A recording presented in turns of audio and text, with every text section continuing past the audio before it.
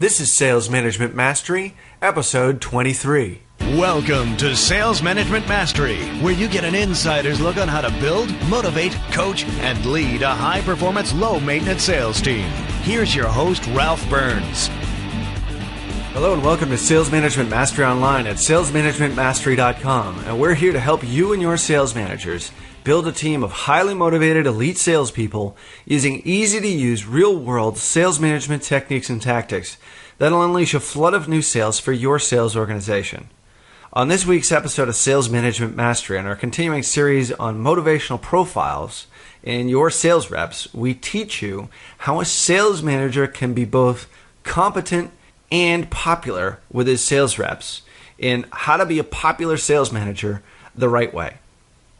I'd like to remind you that if you'd like to get a jump start on creating your own team of supercharged salespeople using our proven system, you can claim your free sales manager training course of your choice, including our most popular training of all time, How to Motivate Your Sales Team to Peak Performance at the Sales Management Mastery Academy by going to salestraininggift.com. Now, in our last episode, we talked about how to motivate, lead, and coach your sales reps who are categorized as people or companionship or maybe affiliation-centered motivated types of salespeople. And we had said that this is a fairly common profile, and chances are if you have 10 salespeople, you probably have 4 or maybe 5 of them that are primarily motivated by this motivational profile.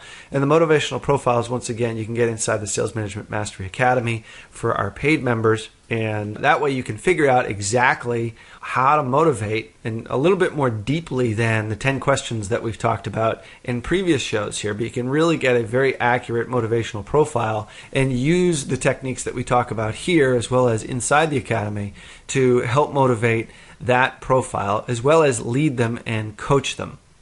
And like we had talked about in previous shows, leading, motivating, and coaching are really all kind of the same thing. Not necessarily the exact same thing, but they are related in so many ways because they all sort of feed off of each other. So if you lead and coach in the right way, you also motivate simultaneously. If you motivate well using a lot of the techniques here, when you're coaching and leading, you will do all three very effectively. And the goal here is to get your salespeople and your sales organization above expectations and exceed expectations, not just meet expectations, but exceed expectations. And you really need all these tools in your sales management toolbox in order to do that, especially in this economy that we're undergoing right now as of the recording of this show. So there's a lot of discussion on this on sales management blogs and leaderboards and that kind of thing is, should a sales manager be popular with his salespeople? And there's a lot of conflicting theories on leadership just in general on this. Should you be a good leader or should you be an effective leader or a popular leader? Should you be somebody who gets to know his salespeople or does not get to know them? Should you be the type of leader that keeps distance and does not engage and does not have any level of transparency or get them to know you? Or should you be on the opposite end where you invite them over to your house on weekends and have parties with them and do all kinds of social activities and really become their friends? And I think the answer to that question on the popularity scale is you need to do what's most comfortable with your leadership style. And I don't advocate necessarily having your sales reps come over to your house for a barbecue on Saturdays, but I don't advocate you necessarily staying a very cold distance away from them so that they never get to know you. They don't know any of your kids' names or your wife's name or any personal stuff. And there's a happy medium between the two. And I think you've got to decide what's most comfortable for you.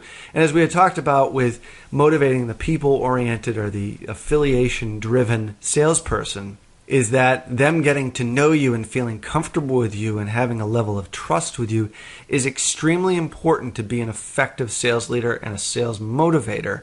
And your level of how involved you get in this is really going to be up to you. So I'm going to give you some tips here as to how to do it. But at the end of the day, though, the salesperson that is motivated by an affiliation or a belonging or a people orientation, and that's one of our 5 profiles that we talk about in the Sales Management Mastery Academy, it is important for you to be popular with this group.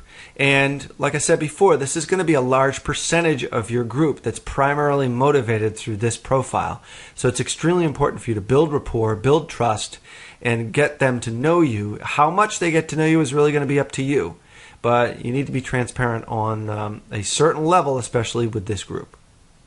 So first off, don't think that sales management and management in general is not a popularity contest, because it is in many respects. And a lot of people would disagree with me on that, but that's fine. But you do need to be popular. The question is how you actually do it, and that's what we're going to talk about here on the show, how to do it the right way. It is in many respects a popularity contest. Don't ever forget that, and especially with this motivational group. But if a concept is taught by a charismatic, caring, and competent sales manager, a salesperson is just more likely to understand new concepts, and motivation is enhanced measurably. So if you are popular and if they like you generally, we generally like to do business with people who we like. I think it's just a natural human instinct.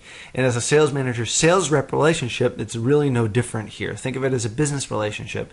Maybe you have somebody who comes to your house and does work on your house. You probably genuinely like them. They're probably competent as well, which is another side to this. You can't be just a nice guy and incompetent, or a nice gal and incompetent. Competence is absolutely essential. Otherwise, all the popularity in the world is not going to matter. So another thing to think about here is that salespeople are naturally vested in pleasing a sales manager who they genuinely like and respect. And I think salespeople in general are very, very much motivated by this, and they're naturally, they want to please somebody who they like. But with this group, with this people-oriented type of motivational profile, it's especially important. They want to please you, and when they want to please you, it's typically because they like you. Now, another thing to keep in mind here is that you need to focus always on making the right decision and not the popular decision. And this is very difficult at times because you have this inherent need. Most people have an inherent need to be liked. And they know that if they make certain decisions, and I'm sure you've probably been faced with them, and I know that I have, is when do you sort of draw that line between being popular and being right? Or making the right decision, or the effective decision, or the ethical decision. Whatever the decision is, always go on the side of effectiveness and ethics. Make the right decision first and not the popular decision, because at a certain point you do have to draw the line between popularity and effectiveness. And effectiveness always wins out over popularity. With this group, it's got to be both. You have to have effectiveness and competence with popularity, and that's how you really do motivate them. So another key attribute of this is that you need to have a positive sales manager-salesperson relationship, and this goes back to the trust building and the general liking of salesperson to sales manager, but you need to build a certain level of rapport with them. And having that positive relationship is absolutely essential. Now, how far you take it is really going to be up to you. Don't overstep your bounds, but then again, you're always going to be the boss. So you do have to put that wall up somewhere. Where it is on that continuum is up to you and depends on your motivational style and your sales leadership style. So another great way to be popular is to make a connection with them and to use humor and openness and self-deprecating